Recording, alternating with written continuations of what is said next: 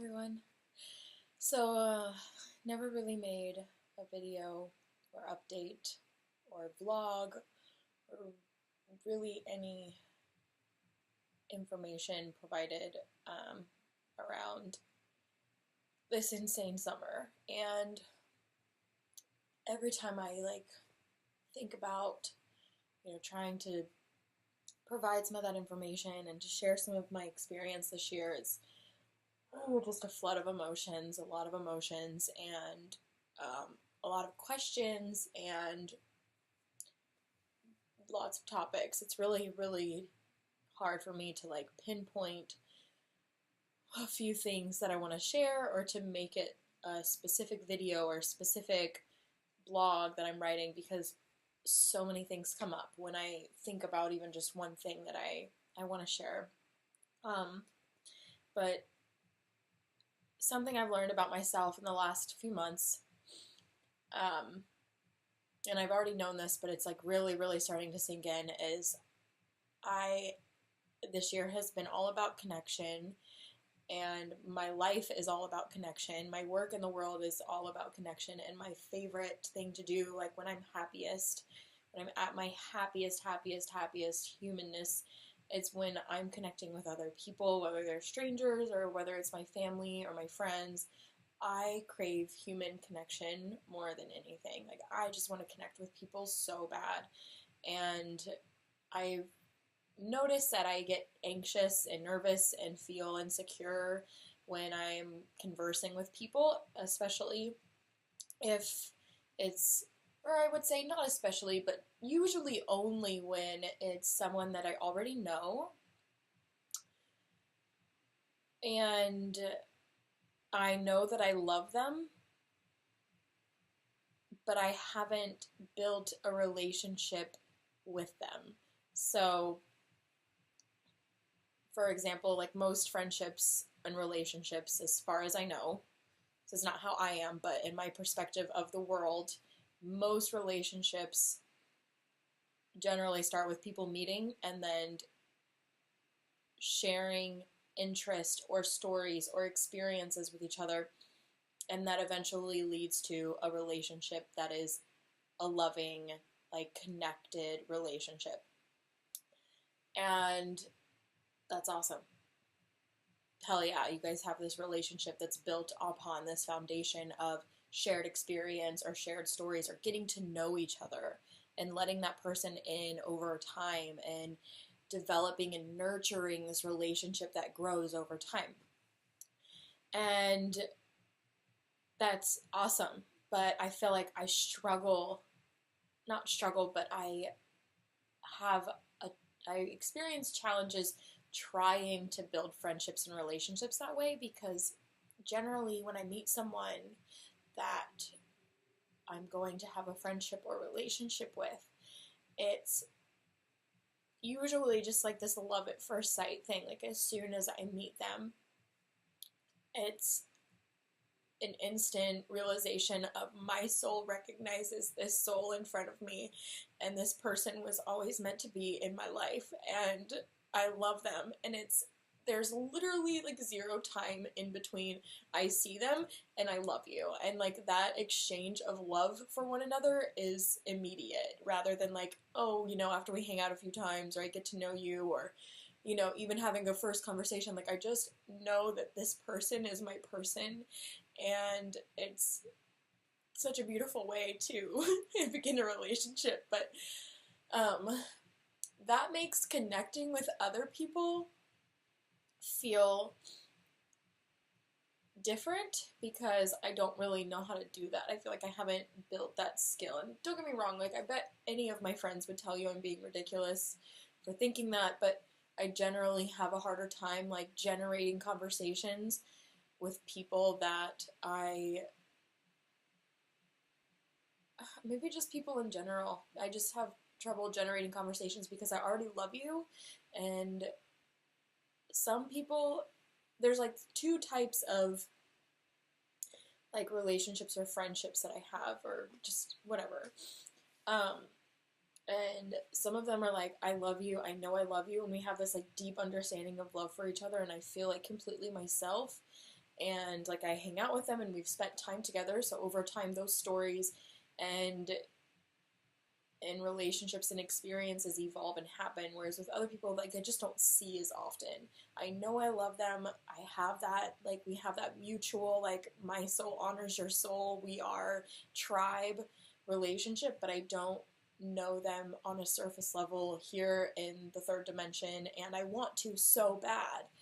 And I want to have those conversations with people, and I want to, like, be fully here and connected in the earth plane with these people, but, like, I just don't know how to bridge the gap from, like, I see you and I know I love you because my soul recognizes your soul, to I see you and I know I love you because we've cultivated and developed this relationship over time and had experiences. Like, and I know that it just takes time, but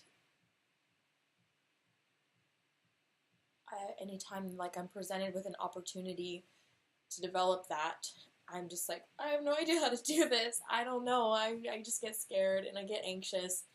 And I just feel insecure and silly, and I don't really know. Even if I appear to be doing a spectacular job of holding a conversation and, like, getting to know somebody, in my head I'm like, I have no idea what to say. And do I sound stupid? What do I talk about? All I want to talk about is how much I fucking love you and how amazing your soul is and how every cell in your body contains all of the information in the entire universe, and how fucking cool is that? And anyway, connection is this reoccurring thing. And I'm seeing, like, through that through the way that I interact with people and the way that I love people so instantly and I can't help it. And with some people, and with most people, like, it takes time to build that relationship over time, and it's, like, depending on who they are and in what setting that I meet them, that I may or may not be shy or nervous about cultivating the actual surface level relationship, or those, like, less intense layered or levels of relationships are just, I just don't navigate through them as effortlessly. They're a little bit more foreign for me. But this is a very good example of how I know how important connection is to me, and how I'm getting to know myself better and see this theme, and how I'm just kind of, like, receiving all of these downloads and messages from the universe. And I've just been trying to process the last few months of traveling and living in a van and building out a van and spending so much time with Jared and so much time on our business and so much time just with my family. We spent 3 weeks in Kentucky. We just took our first big trip. It was 2 months around the U.S., and we spent 3 weeks with my family.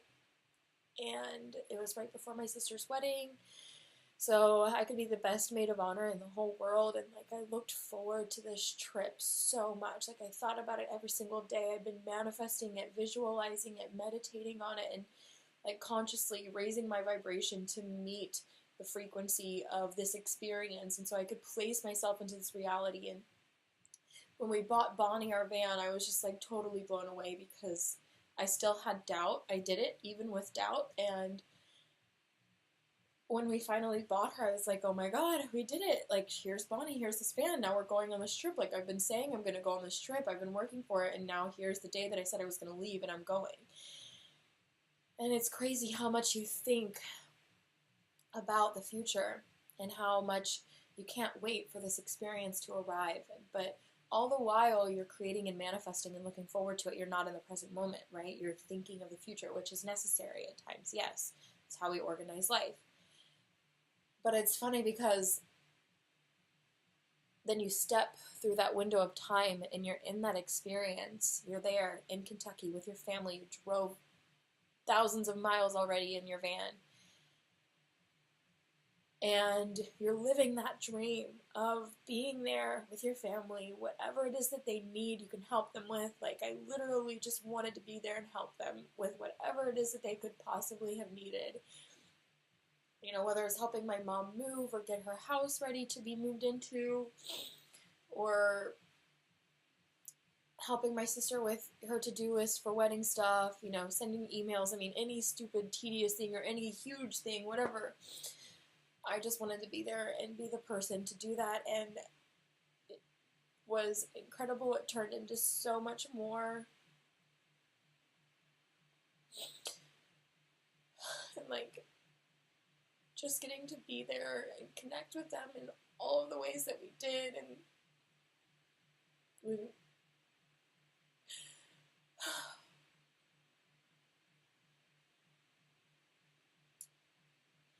got to witness my dog take her last breath, and this is just a huge lesson of being present, right? Because I looked forward to this so much, and I knew that my dog wasn't doing well, and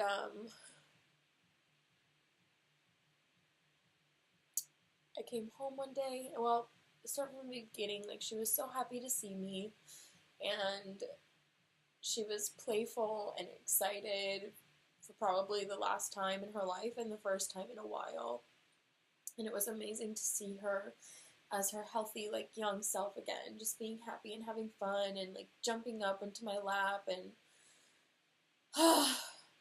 so I got to spend time with her as her. And then she, you know, started getting worse and worse, and we were constantly calling the vet, constantly trying to change this on her medicine, change the dosage this way, add this, take out that, try this food, try that food. And I mean, it was like this constant, like, trying to do things to fix her. And it wasn't a whole lot of just accepting and letting it happen. And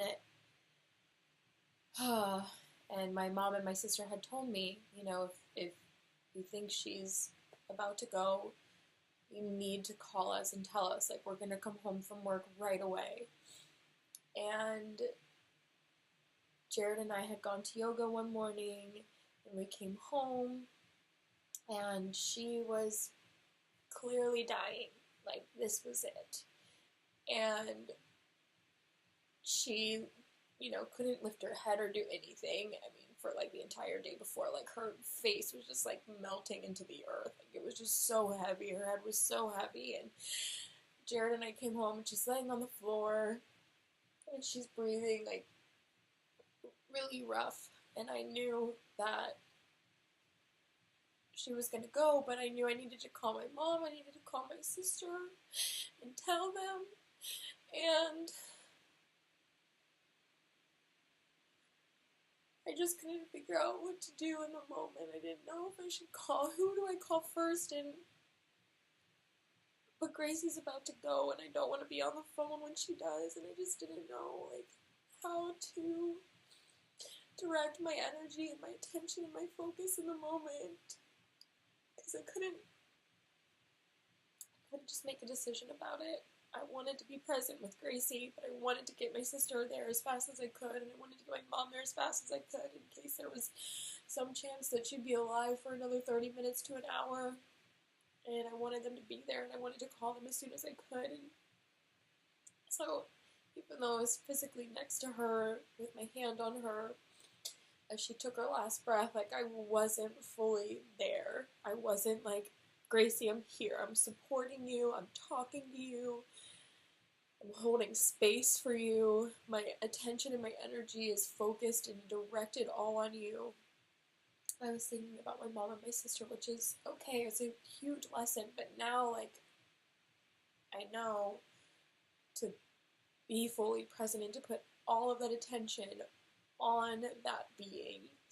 It's just a really hard lesson. And processing that has been crazy.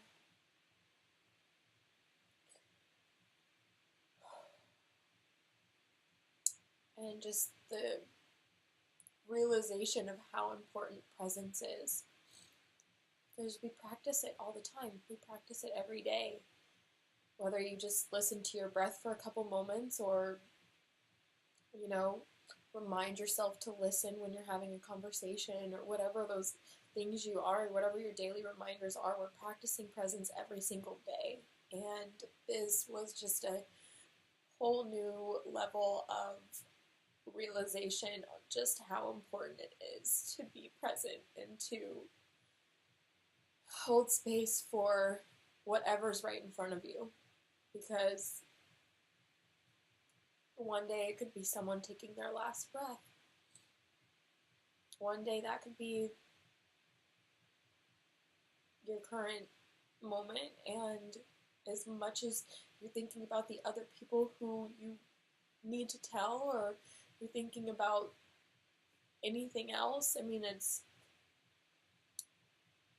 fuck everything else that's not there and hold space. And that is applicable to pretty much all of life. Fuck everything else that's not there and hold space for this moment. I can't tell you how much of my life I'm constantly thinking like, oh, this should be like this. Oh, I want to change this. I want to be here instead. And I'm thinking about the next thing. And I'm thinking about the next thing. Or I'm thinking about what happened earlier. And I'm not here. Even in this video, I'm like, what am I talking about? Am I saying this right? I can't stay on one tangent. Nobody's going to want to watch this. I'm too scattered. Instead of being focused and just sharing whatever the fuck comes out and holding space for this moment as it is, I'm still noticing that outside that external thought come in, or my internal thoughts trying to pull me out, whatever it is, be here now. This moment, exactly as it is the only thing that exists. The only way it exists is exactly as it is. You can't change it. You can't go make it different. If you do, then it's not even the same moment anymore. It's not the same experience anymore. It's something completely different. So anyway, I hope to really step into my present moments and to take this message seriously and to implement it and to practice and to do better, because life is flying by way too fast. So fast. And every moment that you have with yourself, every moment that you share with somebody that you love or just share with another being, they're all priceless. They're all unique. And I mean, similarly with being on the road or being at Burning Man, we just got back about a week or so ago. You're just thinking about like, oh, it should be this way. Why isn't it like this? And you have expectations and you keep comparing the experience to the expectations, or you're so focused on having a good day, or is it a good day? How do I get my mind in the right headspace? And like all of these things instead of just being. These are things that like are constantly haunting, constant trains of thought in my mind that aren't of service to me, that don't really make any sense when you stop and think about it. It's not important. All that's important is this here now. And you consciously creating your response to it. Every breath, every moment is an opportunity to recreate or to redecide your response. As hard as it was for me to, and still is for me to digest how I could have been more present when I said goodbye to my dog.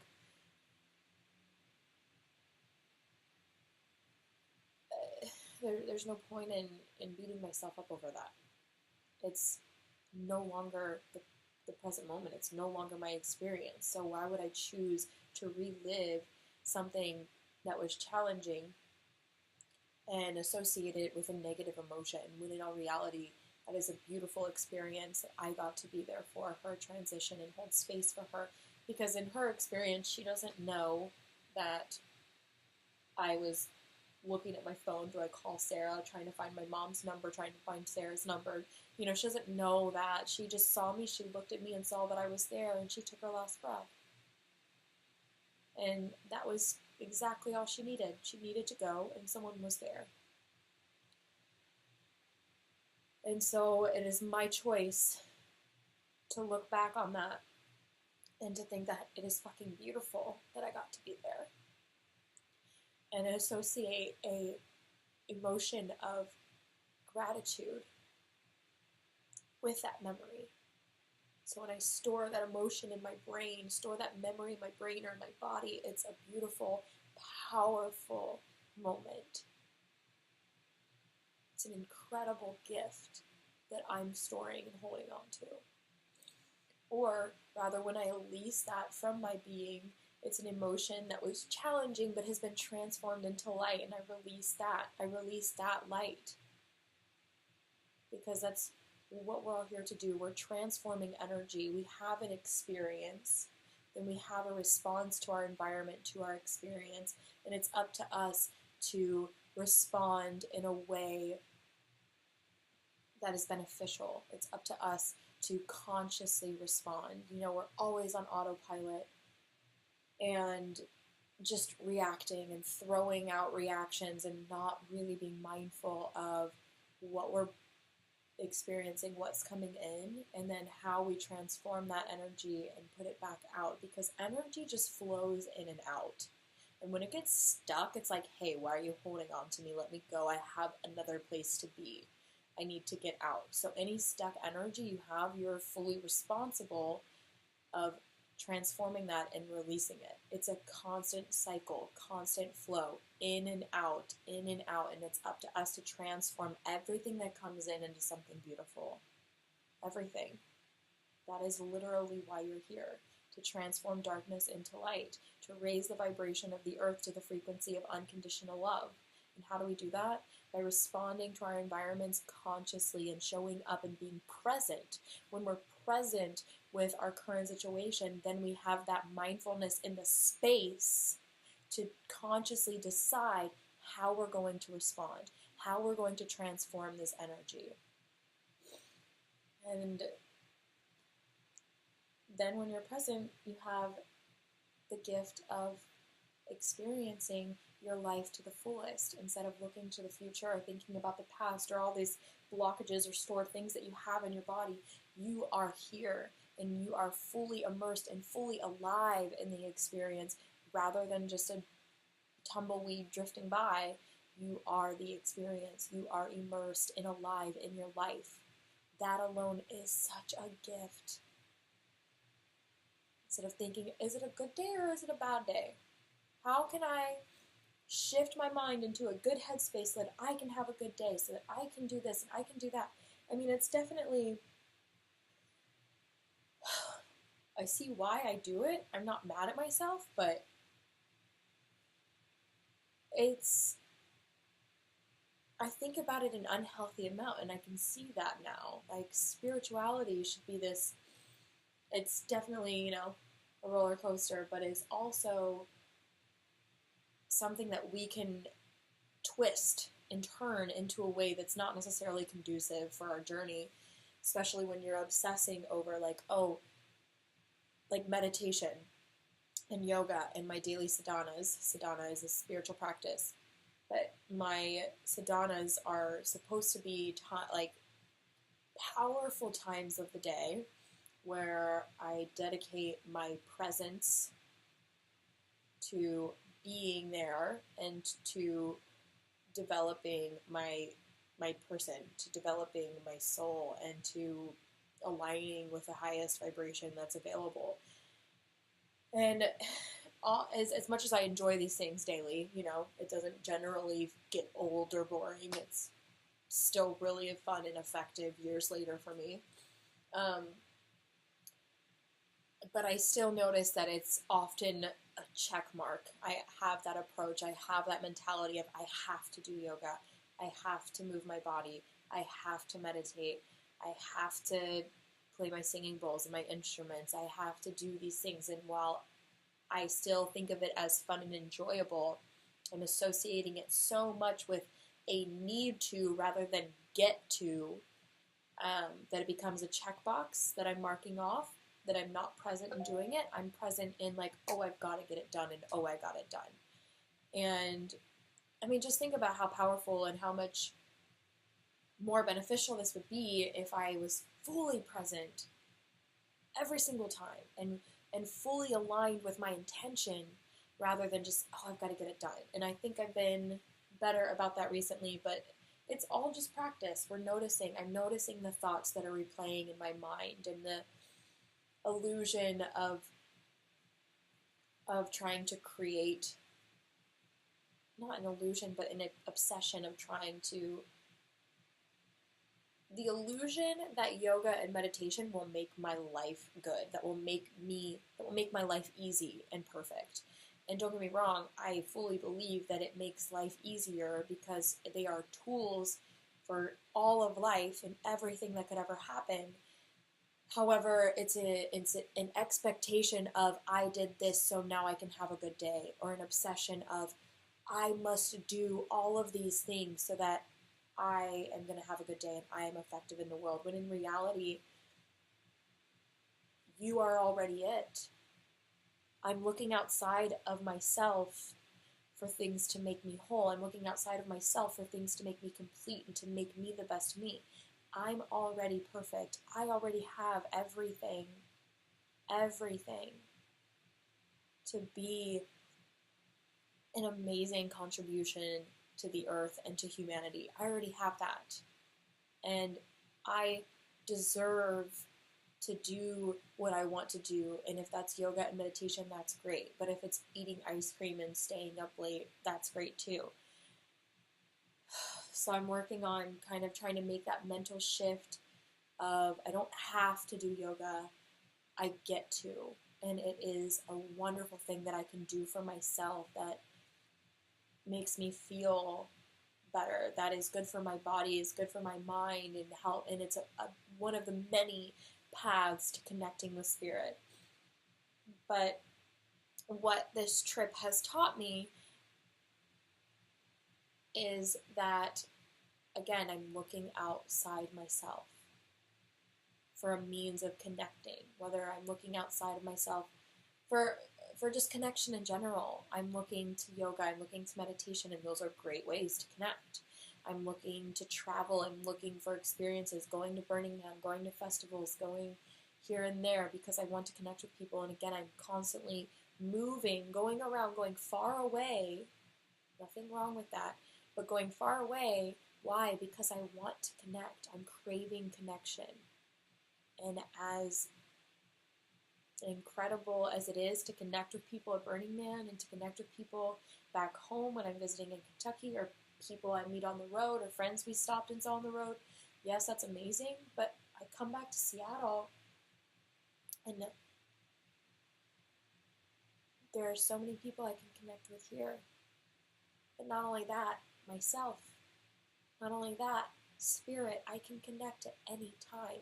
I don't have to do anything. I don't have to go anywhere. I don't have to be anyone. I don't have to be good at bridging the communication gaps that other people are so fluent in, speaking normal English languages and having conversations. I don't have to be good at that. I don't have to. I don't have to do anything. If I'm craving connection, I can literally just tell spirit. I can literally place my hand on my heart and feel my own heartbeat.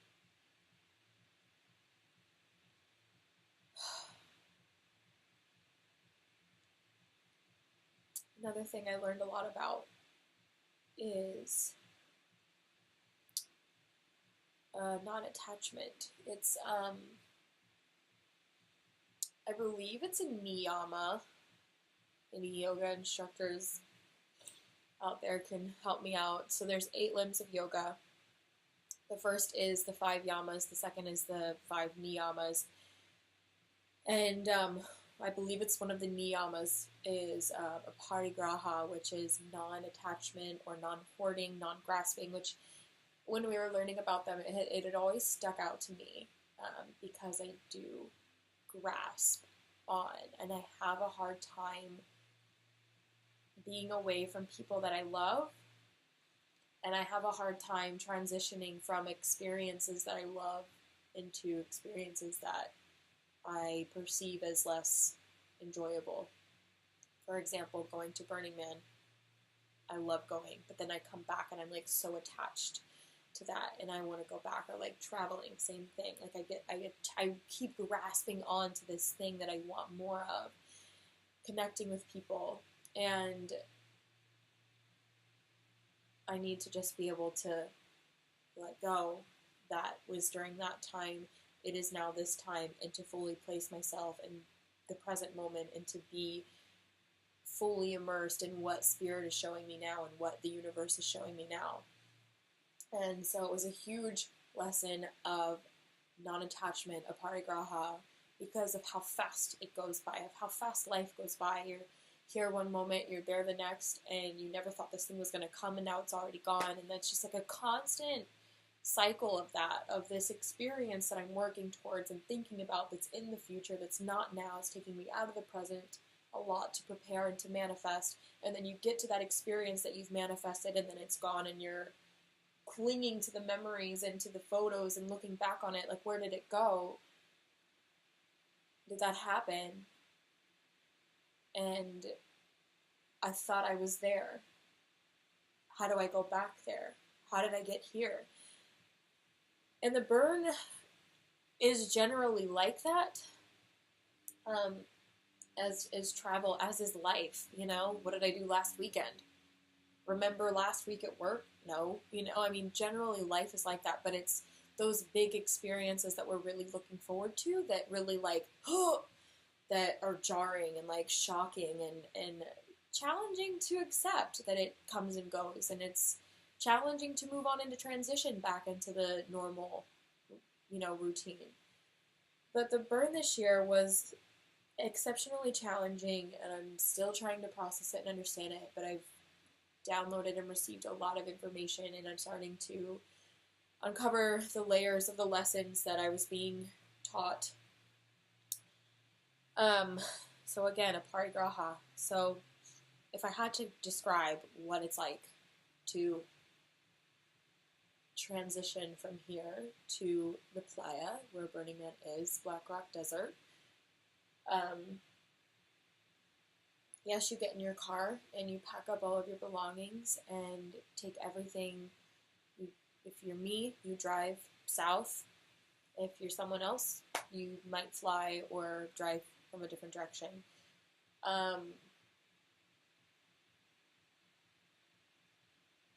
Aside from that physical commute, it is my experience and belief that you kind of disintegrate and your body breaks up into all its little cells, right? Just a bunch of cells. It's scientifically proven that I am not a solid object and that all of my cells are vibrating. Okay, well, you are. You're a solid object, technically. When you have your cells this compacted and this many together like this, then yeah, it's solid. But in reality, like, those cells can still be broken up.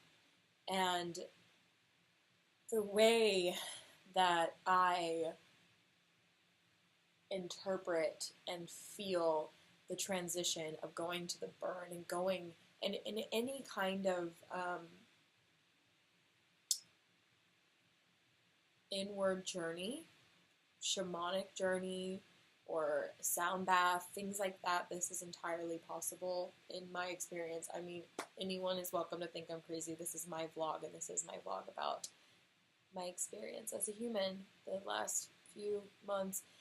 And but with the burn, imagine like just disintegrating into all of your little cells, and then all those cells kind of have to like, the reason that this is necessary is because Earth and our earthly experiences exist at a certain density. And the more dense energy is, the lower vibration it is. And so, you know, we can assume the opposite is the same. So the higher something vibrates, the higher frequency something might vibrate, then the less dense it is. And so you can have different densities on Earth, you can have different densities in different realms, and that's, one of the reasons I love veganism so much and keeping my energy pure so much is because I believe that it allows me to vibrate at a higher frequency than people that don't care about those things. So, anyway, to exist in this realm where the burn exists, you have to align with that vibrational frequency. And to become lighter density, all of your cells kind of break up, and then any parts of you that are too dense and won't make it, and all of the lighter parts of you float up, or maybe they're transformed. Maybe they become lighter vibrational pieces, and then all your pieces go. And then you reassemble at the burn. And then from there, your light body, or your less dense body, and all the other less dense bodies that are existing there with you, and all of the playa, and all of the space that exists here at Burning Man becomes encapsulated in a bubble. And then the bubble floats away. And that's why it's a rough transition. For me, this is my experience. My experience is literally what I decide, and that is how I experience it. Anyone relate? I would love to hear about it. So it's tough to get there, and that's why generally it takes a couple days to acclimate. I always tell people, and I always hear, like, give yourself time to acclimate.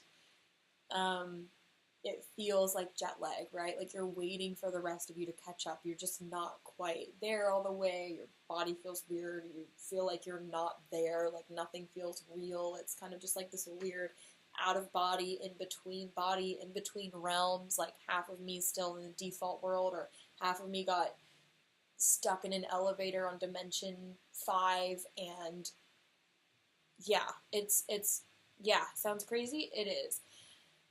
So, normal for arriving at the burn, but like, I never feel like majority of me made it. And that was really, really hard to swallow. And maybe at one point, part of me thought, okay, I'm not getting here, I'm not arriving. Even though, my body was physically there, I did do things. I went to Burning Man. It was a great time. At the same time, a lot of it was me in my head about, why am I not here yet? Like, where's the rest of me? Like, some jet lag is normal, but like halfway through the week, I'm usually here. And it was really tough to swallow and just be like, I wonder what I'm being shown right now. What is the universe trying to tell me? And it was really tough to be present and accepting of the experience. I kept wanting to change it. I kept expecting Burning Man to be different. I kept expecting it to be like it was in previous years. And I just wanted it to be better than it was. I didn't want to accept it for the way that it was going. I kept trying to create something better than it was. And the week came and went really, really fast. And there were a few fleeting moments where I felt like I touched down and landed. But as soon as I was like, I'm here, and I grasped onto that moment, it was gone. That feeling was gone. And so it was just another layer and reiteration from the universe, like, stop trying to control your environment and control your experience. And just be present and mindful and show up for your response. And don't be attached to what is and what isn't. So with that being said, it was still a really beautiful, beautiful week, a beautiful burn, but it taught me a lot and made me really, really appreciate the burns that I've had in previous years, because they've all been like insane. And to just take this lesson with a grain of salt and to go into next year, like not having those expectations and just being happy to be there just being happy that it's a thing that I can do and that I made happen and that I'm there and it is real, even if it doesn't feel like it. But it also, the same thing happens with the transition home. The bubble floats back to limbo. I don't know, bubble. Where do you go to? I don't know. The bubble comes back to the airport between Earth and other realms. Sure, I like it. And our bodies start to disintegrate and evaporate, and then they start to reassemble here, and all the while we're loading our stuff up and driving home at the same time. And that's how it happens. And so decompression, lots of emotions, lots of processing, and that was me really processing that whole trip we took, processing the burn, because I didn't have time to process my dog's death. It was like, you gotta help out with the wedding. We all needed to be strong. My whole family put on like their strong suits, and we, of course cried and or were emotional. Like, we all feel very deeply and felt the experience together, but also, the wedding was now, and that was what we needed to direct our energy towards. And so a lot of things got put on pause. My grandpa passed away. My dog passed away the week before the wedding, and my grandpa passed away the week after my sister's wedding. And so, it was like, now we have this thing that we're processing and working towards, and saying goodbye to my grandpa. And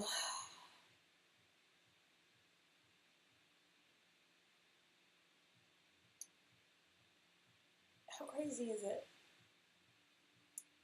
that I took this trip intending on spending time with my family and traveling, and I was gifted the privilege to be there for my family, to be there for myself and for the loved ones I'd lost, during their funerals or during their death. If I had been in Seattle, if I hadn't planned to take this trip, I wouldn't have been there for any of it. There's no way.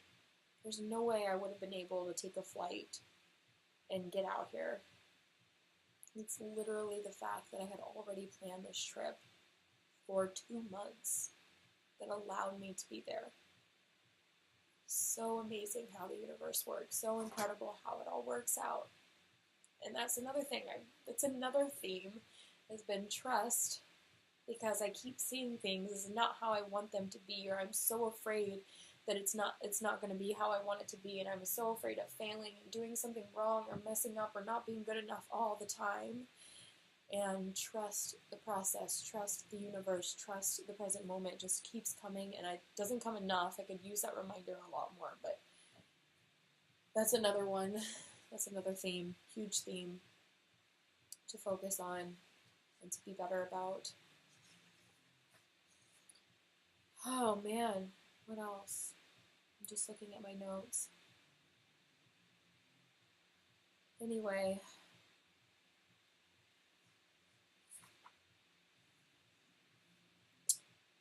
it's nice to share.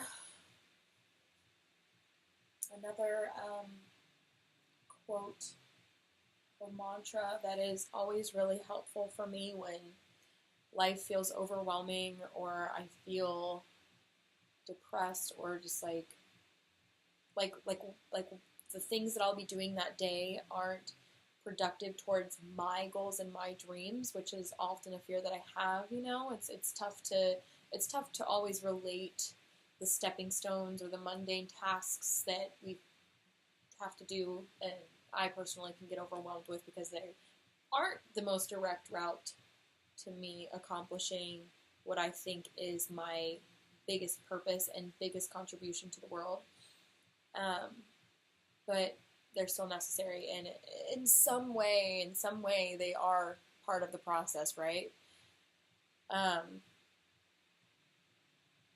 Doing the dishes doesn't allow me to assist humanity, assist large scales of people in their transformations and in finding their bliss, but it keeps my house cleaner, which allows my mind to feel clear of mental clutter, which allows me to be in a space to do things like this, to share, just to freaking share, which I love doing because then I connect with people. Other people see this and they're like, yes, me too. I so feel you about my body evaporating and then reappearing on playa and then floating away on a bubble and having no idea what the fuck is going on for the entire week or weeks afterwards. I totally get that because it's confusing as fuck. These experiences leave you so in a daze and like with so many questions, and then you feel so detached. I never felt attached. I never felt like I was at Burning Man. I felt so detached from the whole experience, and that was so hard to swallow and accept. I could not accept it. I kept trying to fight it.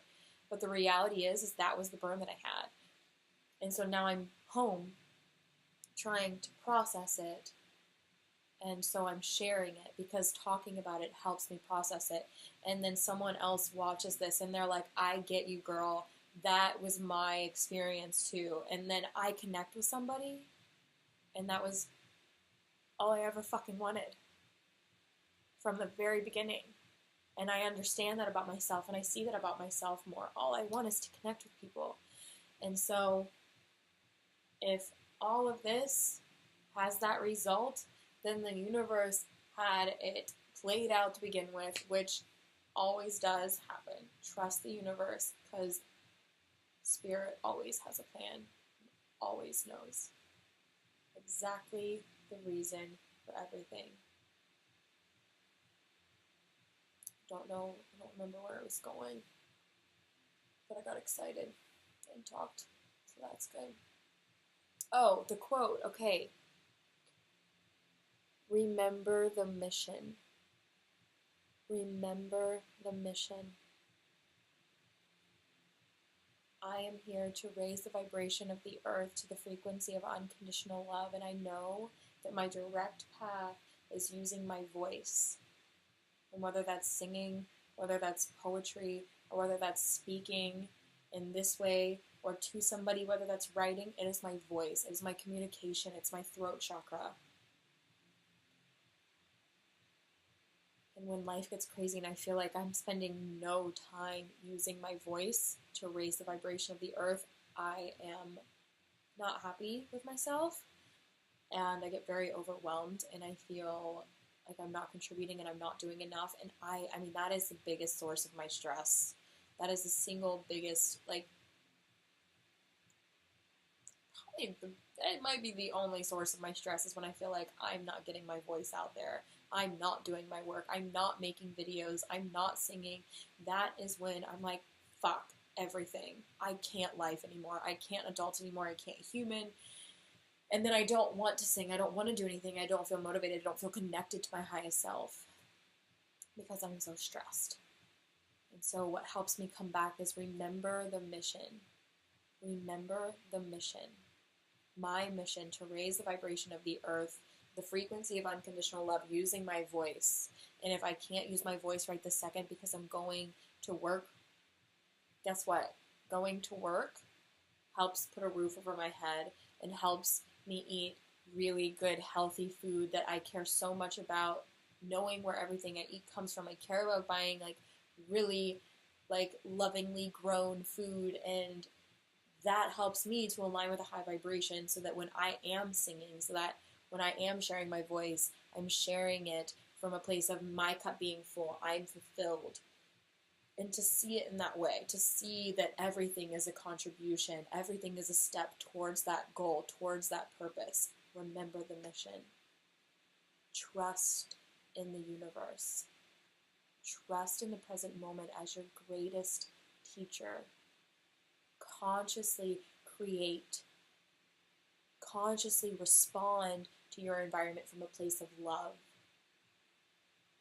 Practice non-attachment, practice letting go, non-hoarding, non-grasping, alive in this moment exactly as it is, being fully present.